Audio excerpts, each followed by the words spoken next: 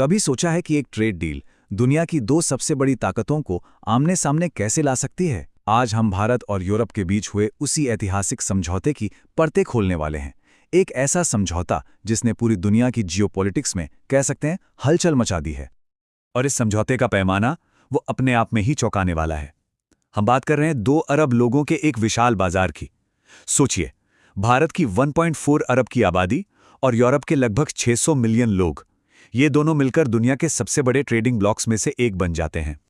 तो आज के इस विश्लेषण में हम कहां से शुरू करेंगे? सबसे पहले भारत के इस ऐतिहासिक सौदे को समझेंगे, फिर देखेंगे कि इसका सीधा असर हमारी जेब पर क्या पड़ने वाला है, और फिर कहानी के उस दिलचस्प मोड़ पर आएंगे जहां अमेरिका की एंट्री होती है, और अंत में ये समझने की कोशिश करेंगे कि ये सब भारत की किस बड़ी वैश्विक रणनीति का हिस्सा है।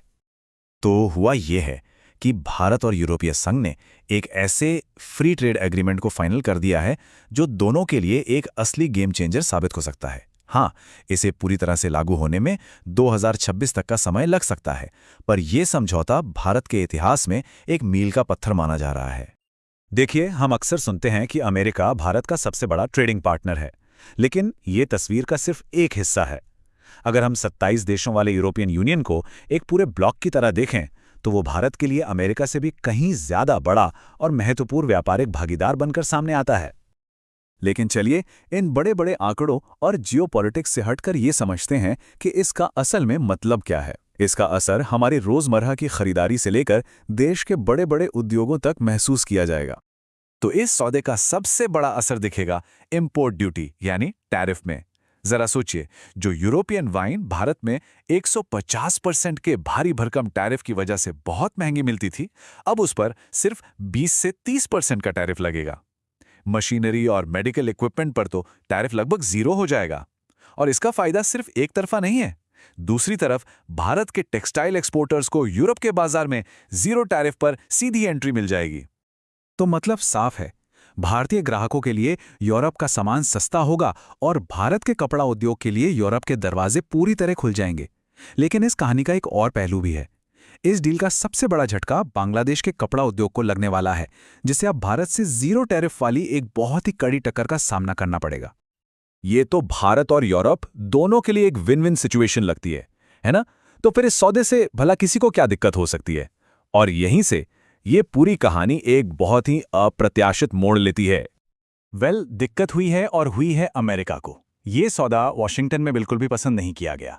अमेरिकी प्रशासन में इसे लेकर हैरानी और गुस्सा दोनों हैं, और ये पश्चिमी देशों के गठबंधन में एक गहरी दरार का संकेत भी दे रहा है।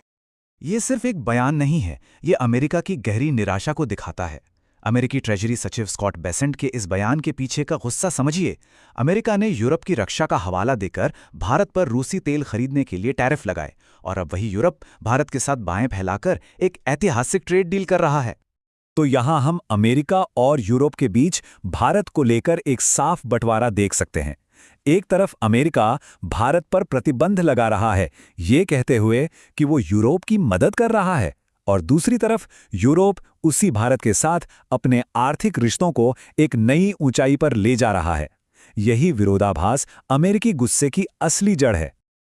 लेकिन एक सवाल सबके मन में है, ये सौदा जो 1 दशक से भी ज्यादा समय से ठंडे बस्ते में पड़ा था, वो अचानक से कैसे हो गया? और इसका जवाब, बड़ी मजेदार बात है, खुद अमेरिका की हालिया कार्रवाइयों में ही छिपा है। अगर हम टाइमलाइन को देखें तो ये सौदा कहीं नहीं जा रहा था। बातचीत दशकों से अटकी हुई थी, लेकिन जैसे ही अमेरिका ने भारत पर टैरिफ का दबाव बढ़ाना शुरू किया, भारत यूरोपियन यूनियन की बातचीत में अचानक से एक जबरदस्त तेजी आ गई, और कुछ ही महीनों के अंदर यह ऐतिहासिक समझौता हो गया। इस सौदे के जरिए यूरोपियन यूनियन अमेरिका को एक बहुत साफ संदेश दे रहा है। यूरोपियन काउंसिल के प्रेसिडेंट एंटोनियो कोस्टा जैसे नेताओं ने खुले तौर पर भारत के साथ खड़े होकर यह स्पष्ट कर दिया है कि यूरोप अपनी विदेश नीति आज़ादी से तय करेगा और किसी के दबाव में आने वाला नहीं है। तो ये व्यापार सौदा सिर्फ पैसों या सामान की खरीद फरोख्त के बारे में नहीं है। ये भारत की दुनिया में अपनी जगह को फिर से परिभाषित करने की एक बहुत बड़ी रणनीति का अहम हिस्सा है। भारत की इस नई विदेश नीति को विश्व बंधु कहा जा रहा है, जिसका मतलब है पूरी दुनिया का मित्र। इसे हम गुटनिरपेक्षता का एक मॉडर्न वर्जन समझ सकते हैं, लेकिन इस बार फोकस पूरी तरह से आर्थिक विकास और राष्ट्रीय हितों पर है। इस रणनीति का मूल सिद्धांत है व्यवहारिकता यानी प्रैग्मेटिज्म। भारत का लक्ष्य अपने लोगों के लिए अवसर पैदा करना है और इसके लिए वो किसी भी देश के साथ काम करने को तैयार है, चाहे वो अमेरिका हो, रूस हो या फिर यूरोपियन यूनियन।